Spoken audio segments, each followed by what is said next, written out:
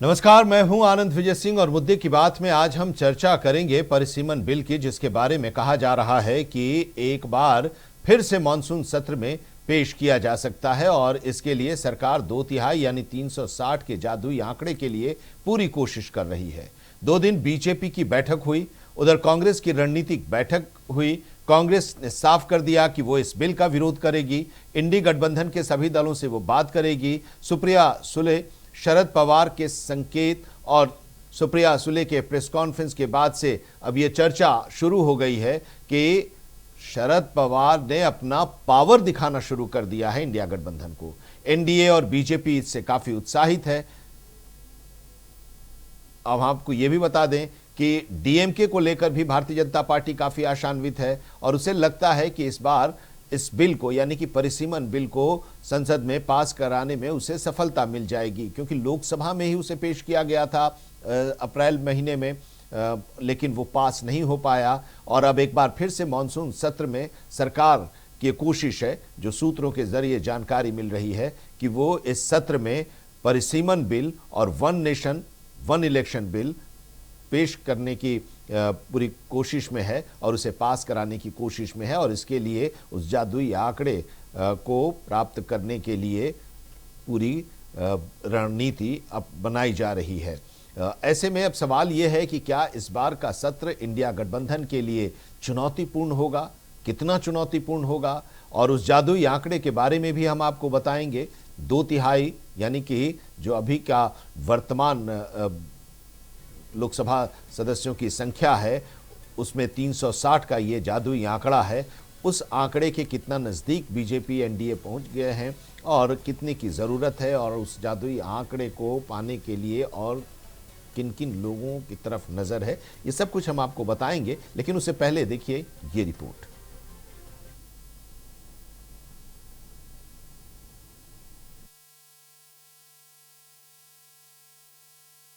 परिसीमन बिल पर संसद का मानसून सत्र शुरू होने से पहले ही इंडी गठबंधन में मतभेद खुलकर सामने आने लगे हैं। एक तरफ कांग्रेस इस बिल का पुरजोर विरोध कर रही है, तो दूसरी तरफ उसके सहयोगी दल अलग अलग शर्तों के साथ समर्थन के संकेत दे रहे हैं। एनसीपी शरद पवार की सांसद सुप्रिया सुले के ताजा बयान ने विपक्ष की चिंता बढ़ा दी है।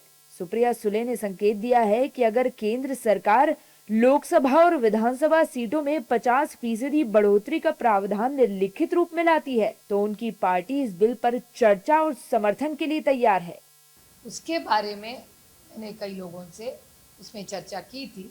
तब डीएमके हो, हम हो, सपा हो, 50% के बारे में हम सोचेंगे, ऐसा हमने कहा था अभी जो सत्ता में है उनको। लेकिन वो बिल में नहीं आया, इसलिए वो बिल तो गिर गया। सामने कुछ है ही नहीं, तो उसके बारे में मैं कैसे बोलूं? I don't know what they have in mind. तो जब तक बिल नहीं आएगा तो हम कैसे बोलेंगे? सरकार को हम लोग पूछ रहे कि आप डिलिमिटेशन कैसे करेंगे, फॉर्मूला क्या है? उसका जवाब जब तक नहीं आता तब तक बिल का हम लोग कैसे समर्थन कर सकते हैं।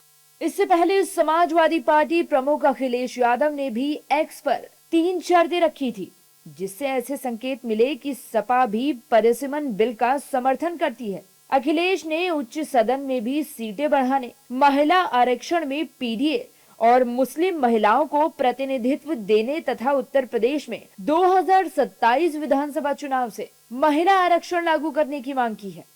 वहीं परिसीमन बिल पर सियासत तेज हो गई है। कांग्रेस समेत विपक्षी दल विरोध में मोर्चे पर डटे हैं और आरोप लगा रहे हैं कि सरकार की कहीं पर निगाहें हैं तो कहीं पर निशाना। वहीं एनडीए के सहयोगी दल इसे महिलाओं के राजनीतिक प्रतिनिधित्व और लोकतांत्रिक भागीदारी को मजबूत करने की दिशा में बड़ा कदम बता रहे हैं। हाल ही में कांग्रेस के वरिष्ठ नेता पी चिदम्बरम ने आरोप लगाया था कि बीजेपी इस बिल के लिए समर्थन जुटाने की कोशिश कर रही है और एनसीपी, एसपी और डीएमके को अपने पक्ष में लाने की कोशिश कर रही है। ऐसे समय में सुप्रिया सुले का शर्तों के साथ समर्थन का संकेत विपक्षी एकजुटता पर नए सवाल खड़े कर रहा है। अब इस मुद्दे पर इंडी गठबंधन के भीतर मतभेद खुलकर सामने आते दिखाई दे रहे हैं। ऐसे में परिसीमन बिल इंडी गठबंधन की एकजुटता की अग्नि परीक्षा बनने जा रहा है। तोड़ के 2/3 बहुमत पाना ये संविधान का अपमान है। ये एक कलंकित 2/3 बहुमत होगा। हालांकि इनको 2/3 बहुमत लोकसभा में मिलने की कोई गुंजाइश नहीं है। हम विपक्ष पार्टियों के साथ संपर्क में हैं, राहुल जी संपर्क में हैं, हमारे कांग्रेस अध्यक्ष मल्लिकार्जुन जी खड़गे जी भी संपर्क में हैं, सभी पार्टियों से जिन्होंने 16 और 17 अप्रैल को परिसीमन विधेयक का पूरा विरोध किया था।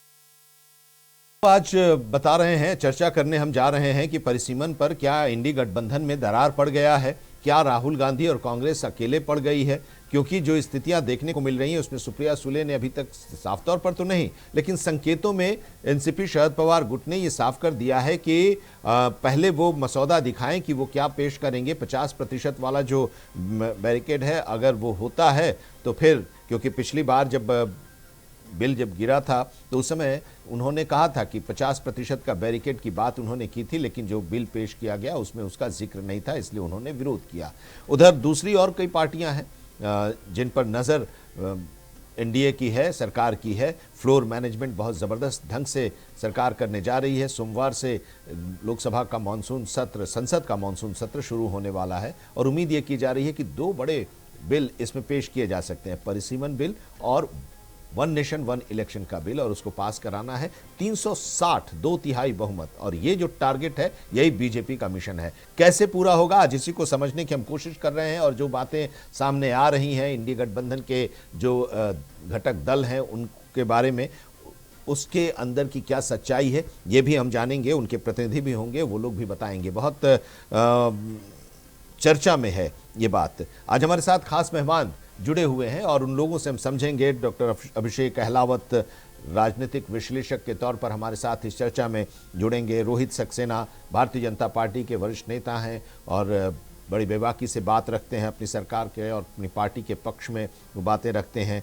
कन्हैया यादव कांग्रेस के वरिष्ठ नेता हैं और लगातार चर्चा में वो कांग्रेस का पक्ष बहुत ही मजबूती के साथ रखते हैं, प्रखरता के साथ रखते हैं। और आज एनसीपी शरद चंद्र पवार की पार्टी को लेकर ही सबकी निगाहें हैं कि क्या शरद पवार भी एनडीए के सरकार के द्वारा जो परिसीमन बिल पेश किया जाएगा, जिस बिल का विरोध पिछली बार अप्रैल महीने में इन लोगों ने किया था, उसका इस बार क्या समर्थन करेंगे, तो वो अपनी पार्टी का पक्ष रखेंगे। गुलाम नबी फारूकी साहब हमारे साथ इस चर्चा में जुड़ेंगे और उनसे हम जानेंगे कि क्या है असल हकीकत।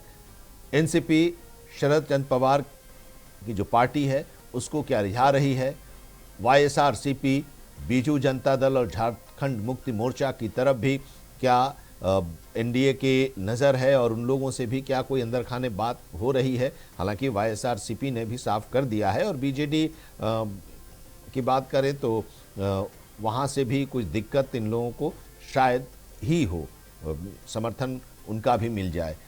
अब हेमंत सोरेन की पार्टी जेएमएम क्या समर्थन करेगी, ये भी सवाल है।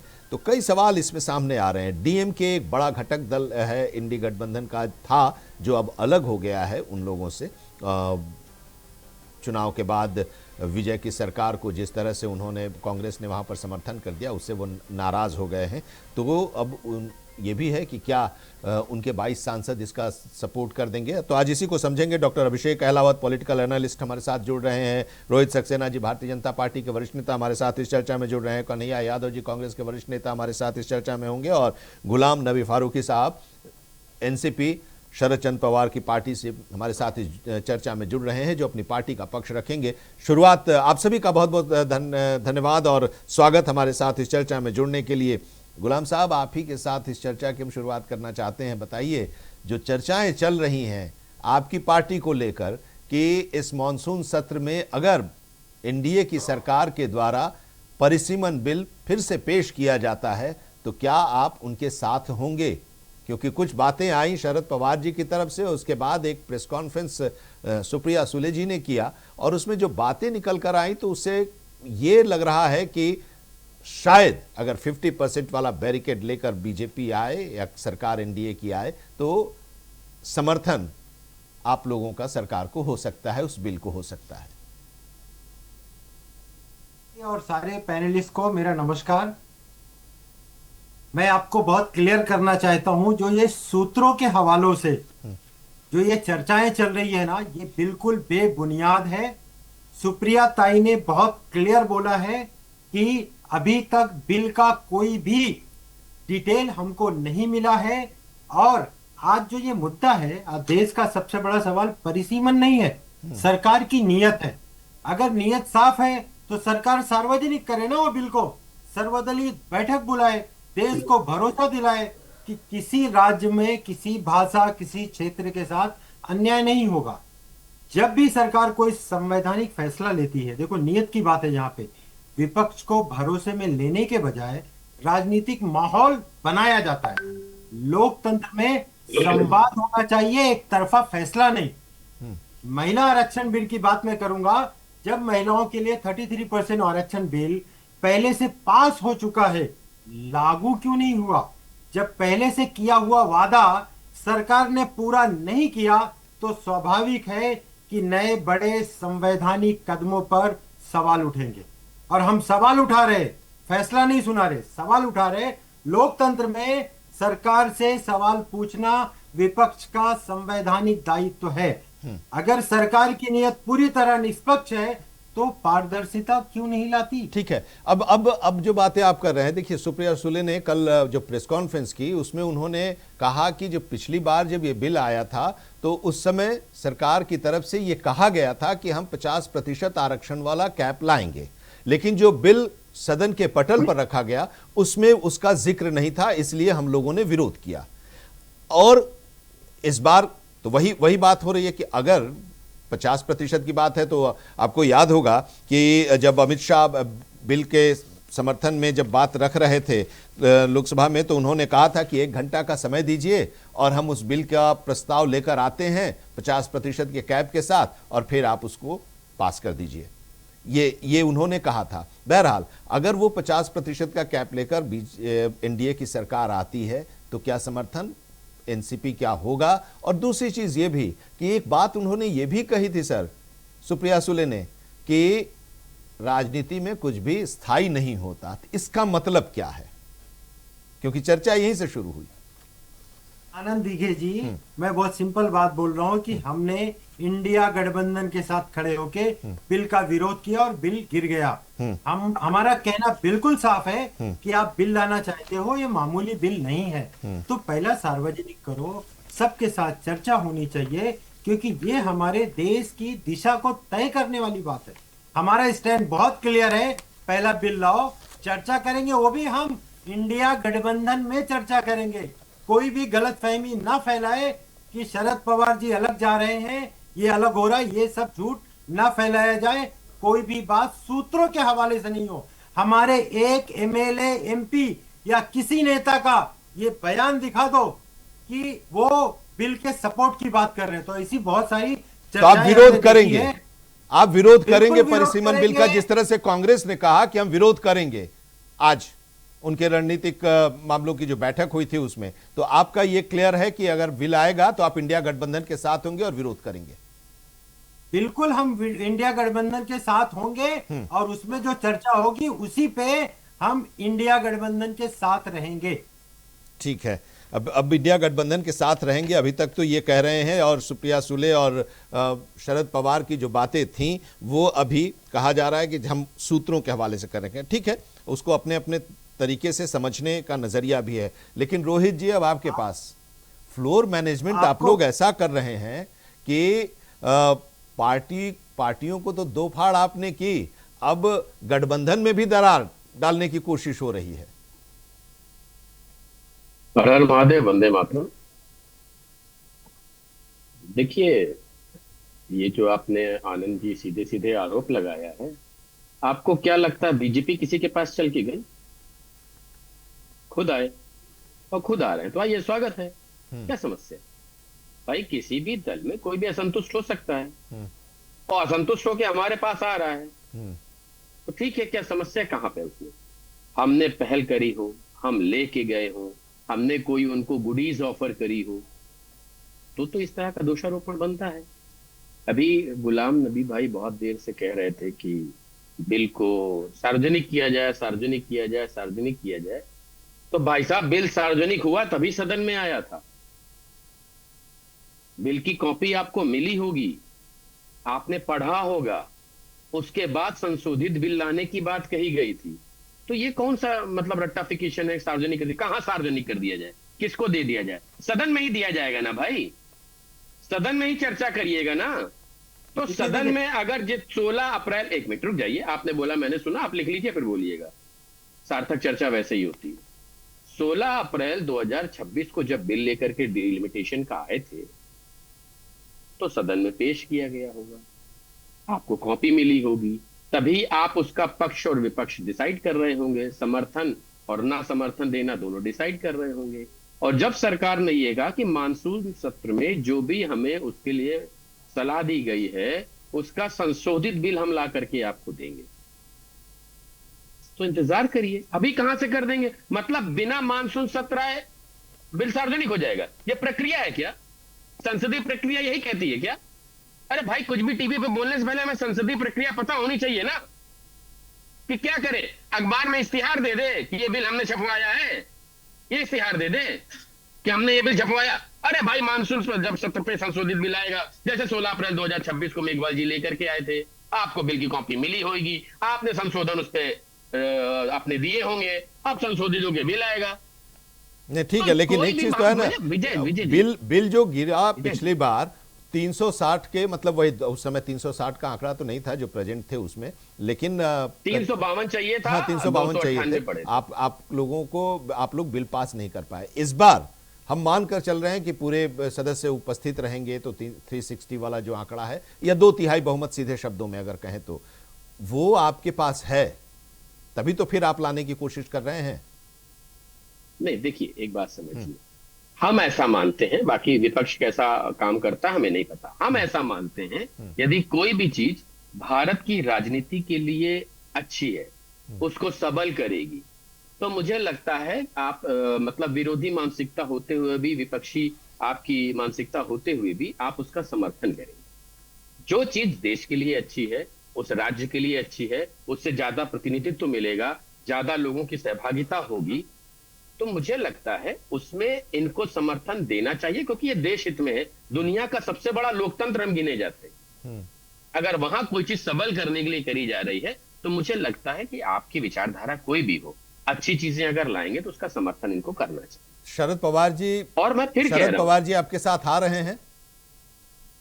अब ये तो देखिए, ये उसका जवाब देने के लिए मैं बहुत छोटा आदमी, मैं बहुत व्याग्रता से बात कहीं नहीं करता। उसका जवाब मैं देने के लिए, और मेरे हिसाब से पैनल में बैठे सारे लोग बहुत छोटे हैं, उसका डिसाइड वो लोग करेंगे क्या करना है क्या नहीं करना है। और अगर मुझे लगता है, मैं फिर ये कहूंगा, देखिए जब हम कोई, देखिए ये आप बहुत गंभीर मुद्दा उठा रहे हैं, और इन मुद्दों की मैं तारीफ इसलिए करता हूं आनंद भाई, क्योंकि ऐसा होता है कि एक वोटर जो होता है वो अपना एक अधिकार केवल वोट देने तक सीमित समझ लगता है, वो संसदीय प्रक्रिया का हिस्सा नहीं बनता।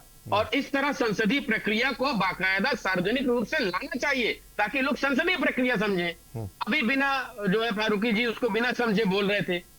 अरे आप पहले समझिए आप क्या कह रहे हैं, आप कह रहे हैं सार्वजनिक करिए, आने दीजिए मानसून सत्र। ठीक है, अब देखिए 17 अप्रैल को जो बिल पर वोटिंग हुई, आ रहे हैं सर, आ रहे हैं सर आपके पास, लेकिन रोहित जी 17 अप्रैल को जो वोटिंग हुई, मैंने इसलिए आपसे पूछा शरद जी के बारे में। शरद जी तो मतलब एक पार्ट हैं, और भी कई लोगों की मदद की जरूरत होगी, कन्हैया जी के पास भी हम आएंगे। उस समय 528 वोट पड़े थे, 352 समर्थन में पड़े थे, विरोध में 230 पड़े थे, एनडीए के साथ 298 थे। एनडीए के साथ अब 298 से बढ़ गए हैं लोग। टीएमसी के बागी 20 उसमें जुड़ गए हैं, यूबीटी के बागी 6 उसमें जुड़ गए हैं, और इनको जोड़ने के बाद अब 8 और जोड़ने की बात हो रही है, जिसको नकार रहे हैं गुलाम साहब। तो अगर मान लीजिए कि 8 हम अगर जोड़ते हैं, अब सूत्रों के ही हवाले से गुलाम साहब आप उसको अदरवाइज मत लीजिएगा, तो 332 हो जा रहा है। 332 के बाद भी 360 चाहिए। 360 में 332 में हम 22 और जोड़ लेते हैं, जो डीएमके के बारे में बात कही जा रही है। तो वो डीएमके को अगर जोड़ते हैं तो 354 हो जा रहा है। जरा ग्राफिक्स भी दिखा दीजिएगा। 354 हो जा रहा है। तब भी 6 की जरूरत है। अगर इतना सब कुछ ठीक है तब भी 6 की जरूरत है। अब वो कैसे आएगा अभिषेक जी भी बताएंगे, लेकिन पहले आप जरा बता दीजिए कि फ्लोर मैनेजमेंट तो करना पड़ेगा आपको। 298 के बाद 26 और उसमें जोड़ लीजिए, लेकिन उसके बावजूद 8 को किनारे कर देते हैं, 22 को भी किनारे कर देते हैं, लेकिन उसके बावजूद आपको जरूरत है ना रोहित जी?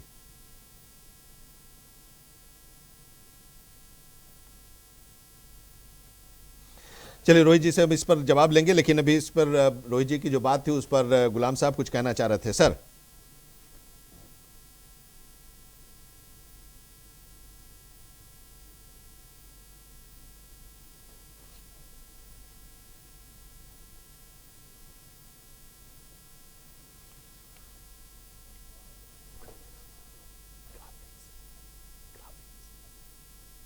जरा ग्राफिक्स के जरिए भी हम आपको समझाते हैं। देखिए, ये चर्चा हम इसलिए कर रहे हैं क्योंकि संख्या बहुत जरूरी है, और जब तक संख्या के बारे में आपने समझिएगा, 17 अप्रैल 2026 की स्थिति, जब बिल आया था परिसीमन बिल, तो उस समय संसद में जो मौजूद थे लोग सांसद 528 सांसद थे, समर्थन में 352 सांसदों ने वोट किया था, 230 सांसदों ने विरोध में वोट किया था। एनडीए के साथ 298 सांसद उस समय थे, और कुछ और भी वोट उन्हें मिले थे। उसके बाद अब आज की जरा स्थिति देखिए। आज जो स्थिति है उसमें बदलाव हुआ है। अब लोग उसमें जोड़ रहे हैं शरद पवार जी की पार्टी को भी। तो अभी देखिए 298 तो था ही, टीएमसी के बागी 20 सांसद और शिवसेना यूबीटी के 6 सांसद जो बागी हुए हैं, एकनाथ शिंदे की पार्टी में शामिल हुए हैं, वो लोग भी हैं। और अब चर्चा चल रही है कि अगर शरद पवार जी की पार्टी का समर्थन होगा तो 8 वो भी जुड़ जाएंगे, तो 332 हो जाएंगे। ये चर्चा चल रही है। कुछ जो संकेत मिल रहे हैं, उन संकेतों के आधार पर यह भी कहा जा रहा है कि डीएमके जो है उसके जो 22 सांसद हैं वो लोग भी दे सकते हैं, अगर वो 50% वाला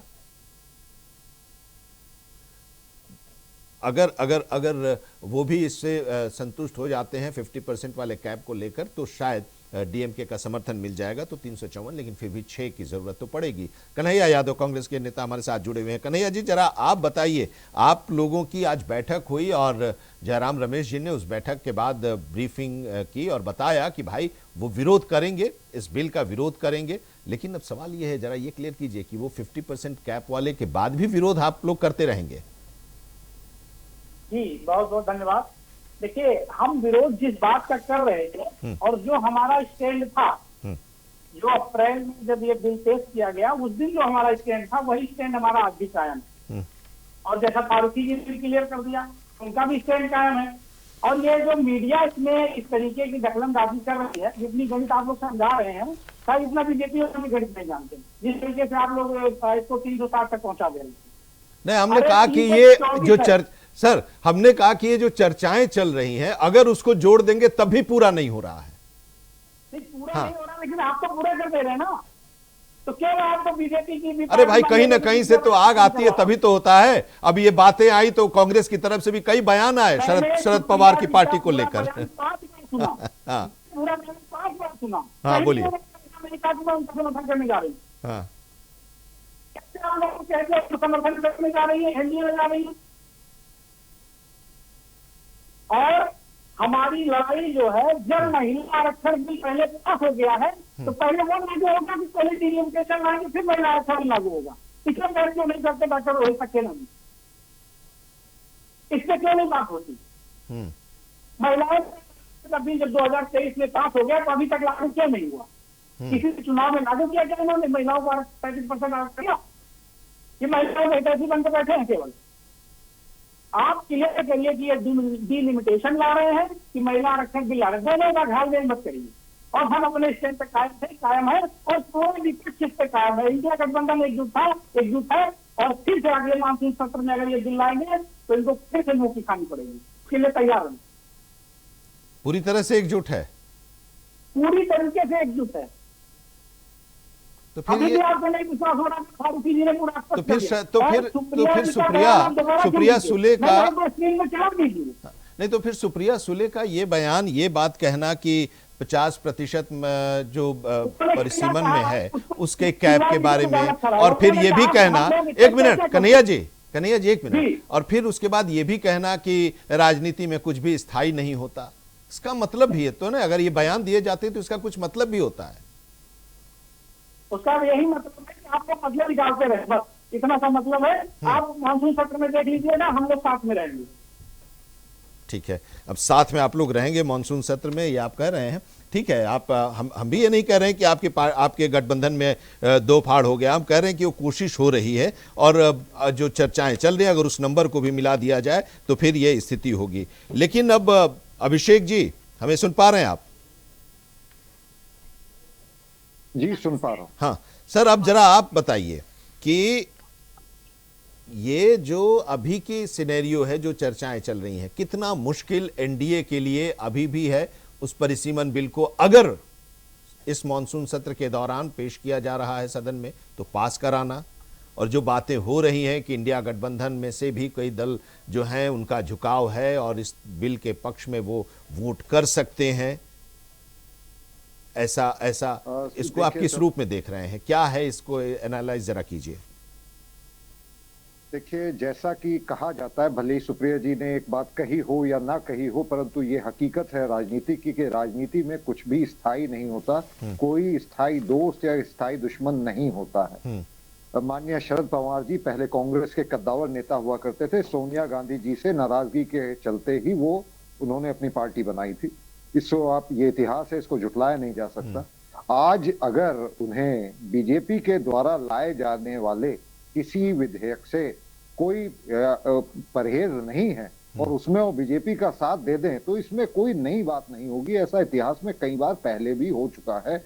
धारा 370 जिस तरीके से रिपेल की गई थी, उस समय भी बीजेपी के पास पूरे नंबर्स नहीं थे, हमें याद रखना चाहिए।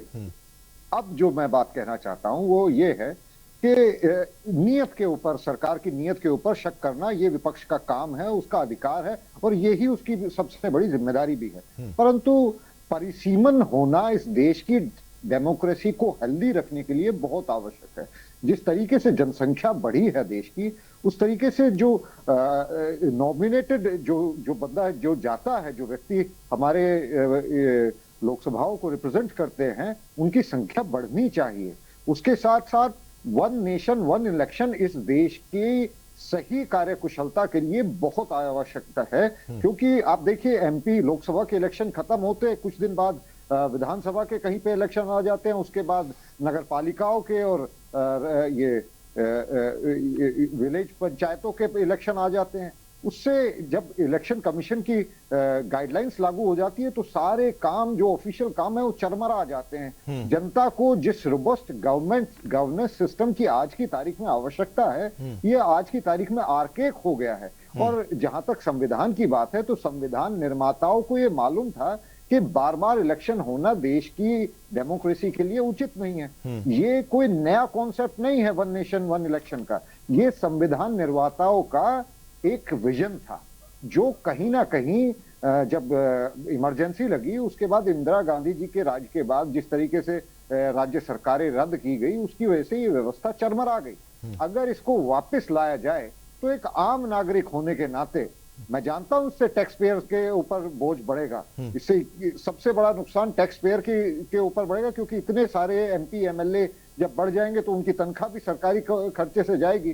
परंतु इससे कहीं ना कहीं एक बेहतर प्रतिनिधित्व मिल पाएगा क्षेत्रों को। जैसे कि हमारे यहाँ कई ऐसी विधानसभाएं हैं जिसमें कई लाखों की संख्या में वोटर्स हैं, ऐसी लोकसभाएं हैं जिसमें 30-30 लाख वोटर हैं। तो ये कहीं ना कहीं एक एमपी के लिए इतने सारे लोगों को, इतने बड़े डेमोग्राफी को छू पाना ये संभव नजर नहीं आता। अगर डीलिमिटेशन होती है तो बहुत कारगर है। और अगर हम करें महिला आरक्षण बिल के बाद, ये सब एक दूसरे से जुड़े हुए हैं। महिला आरक्षण बिल का मैं पुरजोर समर्थन करता हूं, क्योंकि एक छोटे से परिवार में भी अगर महिला और पुरुष साथ मिलकर निर्णय लेते हैं तो ज्यादा बेहतर तरक्की उस परिवार की होती है। तो देश भी एक परिवार है। अगर 50% आरक्षण महिलाओं को मिलता है तो इसमें विपक्ष को अगर वाकई में जनता से पॉजिटिव अपने लिए चाहिए तो मैं तो कहता हूं लेकिन ठीक है, लेकिन अब उसको पास कराना भी तो एक बड़ा चैलेंज है। पास कराना भी एक बड़ा चैलेंज है। फारूकी साहब के पास जाएं, लेकिन एक जवाब छोटा सा आपसे जरूर चाहेंगे अभिषेक जी, कि प्रधानमंत्री ने जब ये बिल गिरा था, पास नहीं हो पाया था, तो उसके बाद उन्होंने कहा था कि महिला आरक्षण की राह में आने वाली सारी बाधाओं को हम दूर करेंगे और इस पर हम अडिग हैं। उससे जोड़कर देखें मॉनसून सत्र में आने की जो चर्चा हो रही है। जी, ये जो आपने बात कही थी, बिना आग के धुआं नहीं उठता है। जिस तरीके से ये शिंदे ग्रुप, उद्धव ठाकरे, ये उद्धव जो शिवसेना वाले हैं, उनका और एनसीपी के लीडर्स की जो मुलाकातों का सिलसिला बॉम्बे से रिपोर्ट हो रहा है, ये कोई झूठी खबरें नहीं है। पत्रकारों ने देखा है, बाकायदा उन चीजों को रिपोर्ट किया है। डेली अखबारों में, आप महाराष्ट्र के अखबारों को अगर पढ़ें तो आपको मिल जाएगा कि हर दूसरे तीसरे दिन एनसीपी और शिवसेना के नेताओं के बीच में मीटिंग्स हो रही हैं। तो कहीं ना कहीं तो कोई बात है कि आपस में कोई तो सामंजस्य बिठाने की कोशिश की जा रही है। और अगर ये हो रही है, मैं तो इसको देश के लिए एक पॉजिटिव कदम की तरह से देखता हूं। और शरद पवार जी इस देश के सबसे कामयाब राजनेताओं में से एक इसलिए कहे जाते हैं क्योंकि वो हवा का रुख पढ़ लेते हैं। अगर उन्हें लग रहा है कि जनता के इस चीज को पसंद करेगी तो वो अगर इसके लिए बीजेपी के साथ आ जाए तो इसमें उन्हें दोष देना मेरे ख्याल से उनके साथ जानती होगी। ठीक है। अब फारूकी साहब देखिए, कई मुलाकातें हुई कल की अगर हम बात करें तो मुलाकात हुई टीएमसी के जो सांसद हैं, बागी जो सांसद थे उनकी, ओम बिरला के साथ, जिसकी अभी बात ये कर रहे थे, तो वहीं से फिर मैंने ये भी देख लिया है। योगी जी की मुलाकात होम मिनिस्टर के साथ हुई। 6 यूबीटी के जो सांसद थे शिंदे के साथ थे, वो अमित शाह के से मिले शिंदे जी के साथ में। देवेंद्र फडणवीस की मुलाकात जो हुई, उनकी मुलाकात जयंत पाटिल, और जयंत पाटिल जब गए थे तो उससे पहले एनसीपी का जो दूसरा धड़ा है अजित पवार साहब का, उनके लोग भी वहां पर थे, उनसे मुलाकात हुई थी। और उस समय वो भी थे, प्रफुल्ल पटेल भी वहां पर थे जब जयंत पाटिल वहां पर गए थे। सुप्रिया जी गई थी शायद Lucknow, one nation one election वाले टीम में, तो वहां पर योगी जी से भी मुलाकात हुई, एक तस्वीर वो भी आई थी। तो अब ये देखिए कि राजनीति में चर्चाएं जो होती हैं, जो आप कह रहे हैं ना, सूत्रों के हवाले से हम कह रहे हैं, तो तस्वीरें भी बहुत कुछ बयां कर देती हैं सर, मुलाकातें भी बहुत कुछ बयां कर देती हैं, इशारा करती हैं। आनंद दीजिए जी, मैं ये बताना चाहूंगा, देवेंद्र फडणवीस जी महाराष्ट्र के मुख्यमंत्री हैं, और अगर हमारे नेता ने, जो एमएलए हैं और ये हमारे वरिष्ठ नेता हैं, उन्होंने मुलाकात की तो मुलाकात का रीजन भी बता दिया कि वहां पे एक नगर अध्यक्ष को हटाने के लिए, उनको डिस्क्वालीफाई करने के लिए उन्होंने बात किया है। दूसरी बात, सुप्रिया ताई लखनऊ में थी तो लखनऊ के चीफ मिनिस्टर योगी जी हैं, उन्होंने उनका वेलकम किया। तो वेलकम करने का मतलब ये नहीं हो गया कि उन्होंने पार्टी ज्वाइन कर लिया है। नहीं, मैंने कहा कि उसके मतलब संकेत निकलते हैं। नहीं, कोई संकेत उसका उल्टा भी निकालो ना। अब पार्टी की मीटिंग से निकल के जयंत पाटिल जब जाते हैं फडणवीस साहब के पास, तो सिंदूर में आनंद जी, ऑपरेशन सिंदूर में हमारी यही मीडिया ने लाहौर हमारे पास दिखा दिया था। तो उसकी बात मत करो, धुआं उठता है, चिंगारी उठती है। हम मुद्दे पे आते हैं। हम किसी भी संवैधानिक सुधार के खिलाफ नहीं है, लेकिन संविधान चुनाव जीतने का औजार नहीं है, देश चलाने का दस्तावेज है। इसलिए हम मांग करते हैं पारदर्शिता, सर्वदलीय चर्चा और हर राज्य के साथ न्याय। अब परिसीमन से किसको फायदा है, किसको नुकसान, मैं आपको बताता हूं। उत्तर प्रदेश, बिहार, राजस्थान, मध्य प्रदेश, हरियाणा, झारखंड, यहां पे परिसीमन से फायदा है। नुकसान कहां आ रहा है? तमिलनाडु, केरल, आंध्र प्रदेश, तेलंगाना, कर्नाटका, पंजाब, ओडिशा, इनको नुकसान होने वाला है। और कैसे हमारी नुकसान पार्टी होगा? का क्लियर स्टैंड। अच्छा ये बताइए कैसे नुकसान होगा? सर आप एक बात बताओ कि जब जनसंख्या की बात आई थी तो केरला ने, यही तो है, जनसंख्या पर बात ही नहीं हो रही है ना सर। जनसंख्या के आधार पर, जनसंख्या के आधार पर तो हो नहीं रहा है। तो किसके आधार पर हो रहा है? ये तो हो रहा है आप कि सीटें के जिस सवाल- जो संख्या है उस हाँ। संख्या का 50% ऐड हम कर देंगे। और सर हर अब जगह अब मान संख्या का लीजिए, अब मान 50% लीजिए है। 20 अगर केरल में है तो 10 हो जाएगा और तो 30 हो जाएगा। और अगर आप ये जनसंख्या के सुझाव- आधार पर करेंगे ये तो आप सुझाव कैसे, तो- आप ये 10 सुझाव सीटें तो वहां सुप्रिया मिलेंगी ताई ने क्या? दिया था कुछ टाइम पे।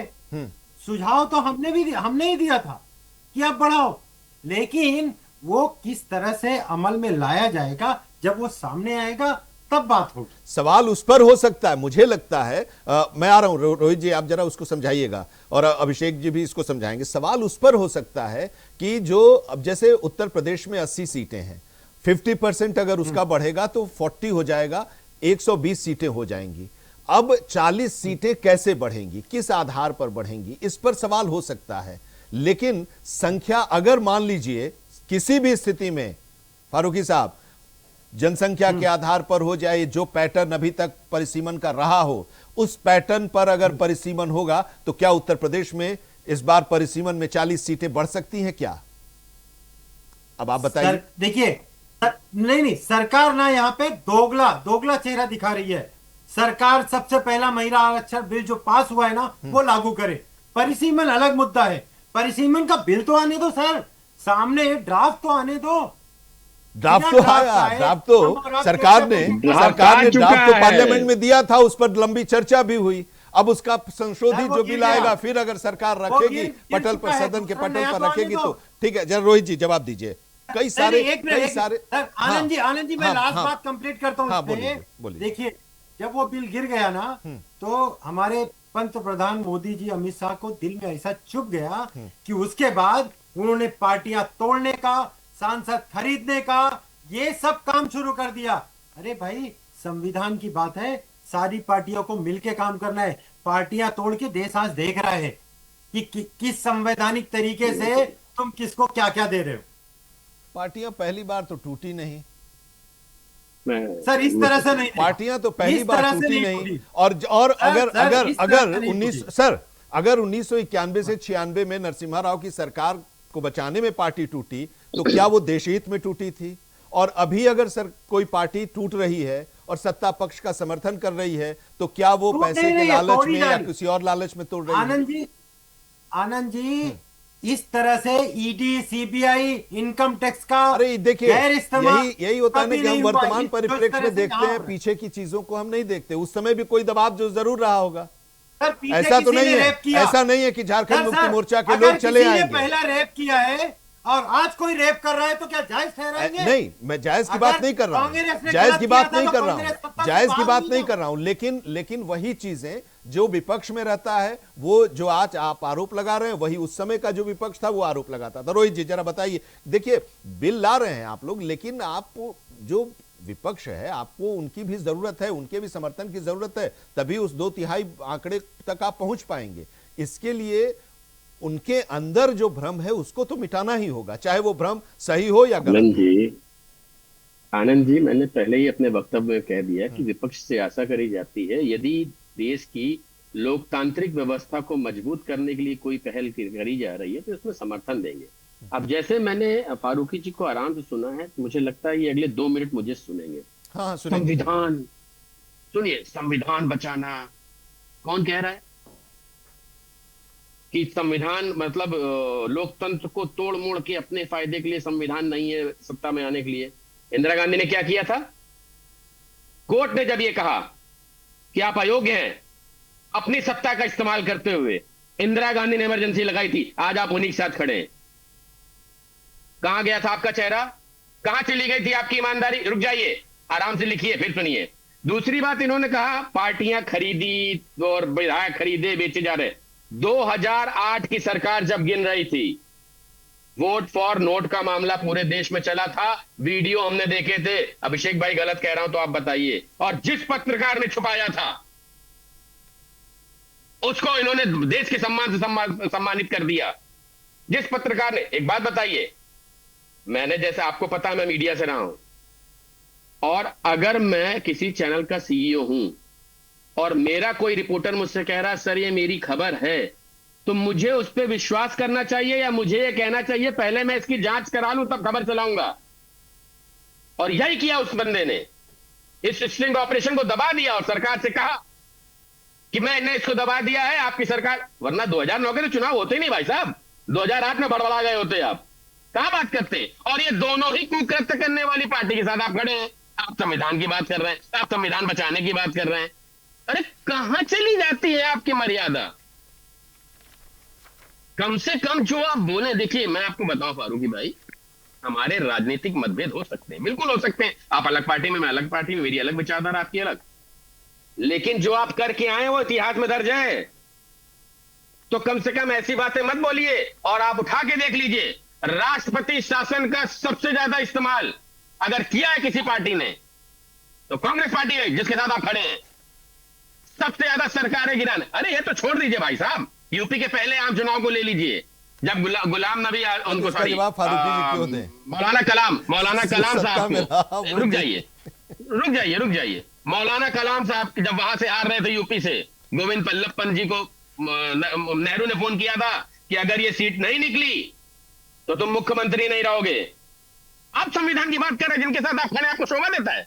ये कुकृत्य करके आए हैं आप बात करिएगा, इतिहास के पन्ने उठाइए और आंकड़े देखिए, आईना साफ हो जाएगा कि क्या आप बता रहे हो, क्या आप करके आए। आप ऐसे चीजें मत बोला करिए कि जिनके साथ खड़े हैं उन्होंने संविधान को तार तार कर दिया। अरे इंदिरा गांधी ने प्रधानमंत्री रहते हुए खुद को 12 घंटे दे दिया भाई, इससे ज्यादा सत्ता का इस्तेमाल कोई करेगा? अभी इसका जवाब भाई, इतनी गंदी बातें राजनीति में नहीं करनी चाहिए कि आप पहुंच के आए गड्ढा और यहाँ बता रहे हैं हम चढ़ जाएंगे। अब कांग्रेस के बारे में ही है इसका जवाब आप बोल रहे हैं, तो कन्हैया जी इसका जवाब देंगे अगर देना चाहें तो। जवाब देना चाहता हूँ, एक मिनट मुझे दे दीजिए। जो ये संविधान की दुहाई दे रहे ना, उसके ऊपर मैं नहीं दे रहा हूँ, आप दे रहे थे, मैं नहीं दे रहा था भाई साहब, आप दे रहे थे। मैं नहीं दे रहा हूँ, मैं नहीं दे रहा था। आपकी बात मैंने सुना ना, आपको सुनना पड़ेगा। बोलिए, लेकिन गलत बोलेंगे कि मैं दे रहा था, आप दे रहे थे। मैंने आपका आईना केवल साफ किया, आप दे रहे थे। आईना आपकी भी धूल हटा देता हूँ, हटाइए, आपको खड़े करता हूँ। जब महाराष्ट्र की सरकार गिरी और कोर्ट में ये मैटर गया, कोर्ट ने बोला ये सरकार गलत तरीके से गिराई गई है। ये बोला हमने मानी, कांग्रेस ने नहीं मानी थी, हमने मानी, उन्होंने इमरजेंसी लगा दी, हमने इमरजेंसी नहीं लगाई, फिर गोल गोल खेलिएगा, फंसिएगा फारूकी भाई। हमने इमरजेंसी नहीं लगाई, हमने कोर्ट के आदेश को माना, कोर्ट ने कहा ठीक है, उस पर हम लोग कभी चर्चा करेंगे संविधान को लेकर। अभी जरा कन्हैया जी अब एक चीज है कि मॉनसून सत्र जो हम लोग बातें कर रहे हैं, देखिए, क्योंकि अगर सरकार इस बार फिर से अगर ये बिल लेकर आ रही है तो कहीं ना कहीं पिछली बार वाली स्थिति न हो, उसके लिए पूरी कोशिश में होगी, कुछ न कुछ तो व्यवस्था जरूर की होगी। और वो जो व्यवस्था की होगी वो इंडिया गठबंधन के ही घटक से ही की होगी, या करने वाली होगी, या करने के बारे में विचार कर रही होगी, या रणनीति जो बन रही होगी। उस लिहाज से मॉनसून सत्र इंडिया गठबंधन के लिए, चूंकि कांग्रेस उसको लीड कर रही है, तो उसके लिए कितनी बड़ी चुनौती आप मान रहे हैं? चुनौती तो तब होती जब लड़ाई संवैधानिक होती। यहाँ पे तोड़ फोड़ खरीद, परिवार को पार्टी तोड़ना जिनका काम है, उनसे लड़ने के लिए उनसे क्या लड़ना? वो तो पहले भी हार चुके हैं। अप्रैल में एक दिन आया था तो आपने देखा तो क्या होगा, जो हम लोग तुरंत रहे हैं रोहित जी, उनके चेहरे से फिर से मिलाएगा, फिर मिलेगा, तब देखिएगा क्या बात करेंगे। और अभी लोग लंबी लंबी बातें कर रहे थे ना, माहौल में रहते, और जो है उसकी ये कर दिया, वो कर दिया। अरे आप पहले अभी नहीं, आपके लिए अभी बोलिए में काम ने क्या किया बताइए। आप बताइए कि इलेक्शन कमीशन के लोग वकील से कैसे चल रही, बताइए किसने करवा दिया उनको इलेक्शन कमीशन की लोग वकील। अब बोले मतलब आप लोग अब आप पूरी तरह से कॉन्फिडेंट हैं कि जो पिछली बार हुआ था वही हर्ष इस बार भी होगा इस बिल का?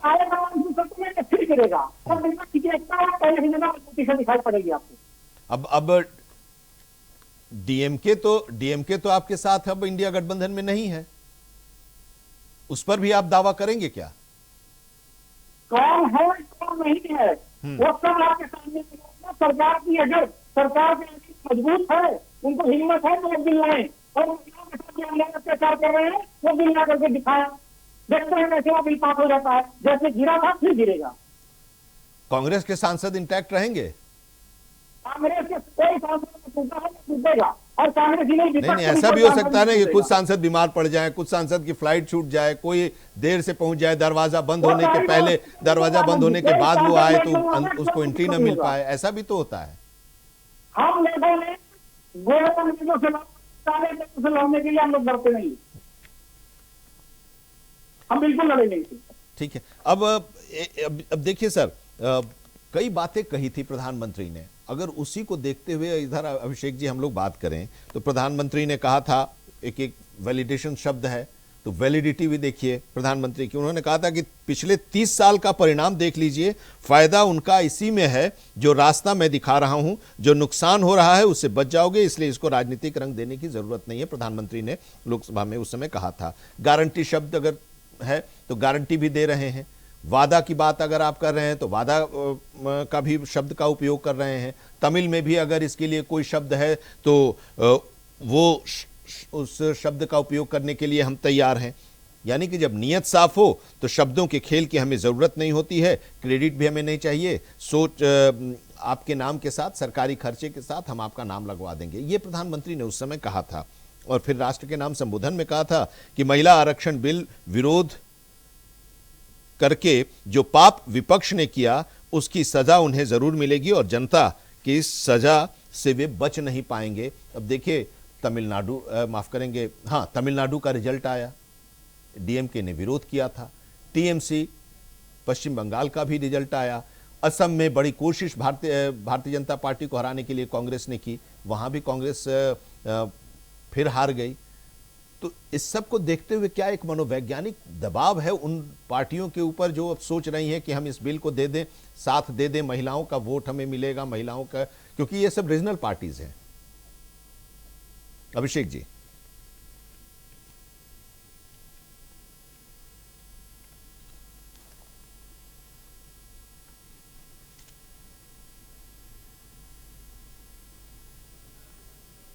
अभिषेक जी अनम्यूट कर लीजिएगा।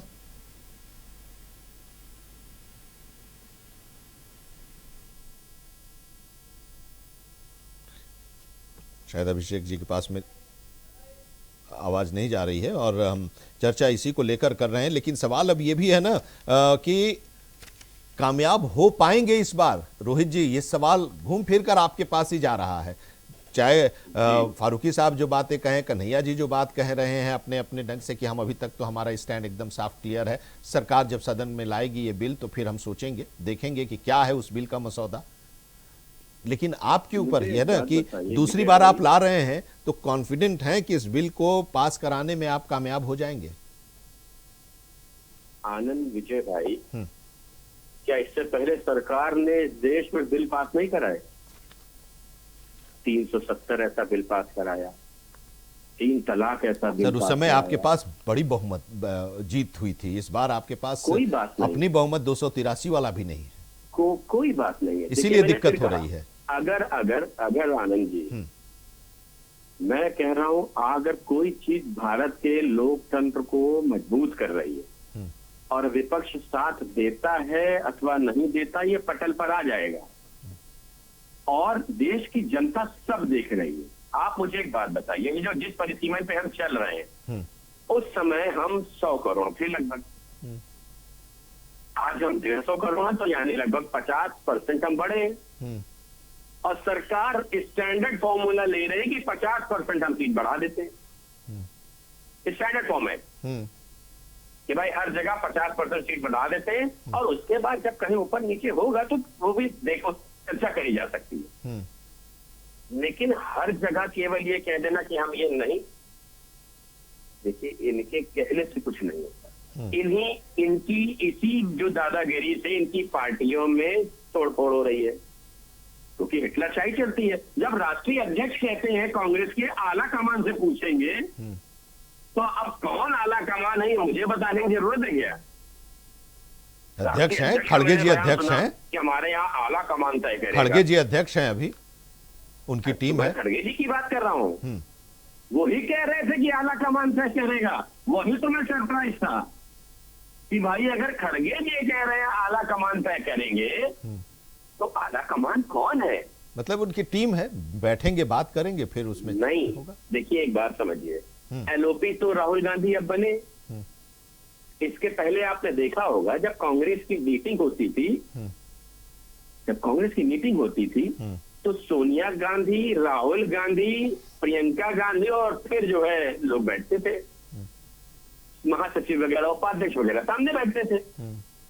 तो आला कमान आप समझिए कौन है, क्योंकि खुलेआम कहा गया है ना, किसी व्यक्ति ने इस बात को कहा था कि जिस प्लेट से बिस्किट जो है कुत्ते को खिलाया जा रहा था, उसी प्लेट से वहां के नेताओं को ऑफर किया गया था। ठीक है, तो कॉन्फिडेंट हैं आप सर। एक आखिर में आप ये बता दीजिए हमारे दर्शकों को भी और जो मेहमान हैं उन लोगों को भी, आप लोग इस बार बिल अगर लाएंगे तो पास करा लेंगे? 100% करा लेंगे, आप देख लीजिएगा। और जिस दिन पास हो जाए, मेरा आपसे निवेदन है, मुझे बैठाइएगा जरूर जरूर। अखिलेश जी का भी समर्थन मिलेगा क्या? अरे सब देंगे, हाँ सब देंगे, क्या टेंशन लेना, सब क्लियर है। अरे बिल्कुल देंगे।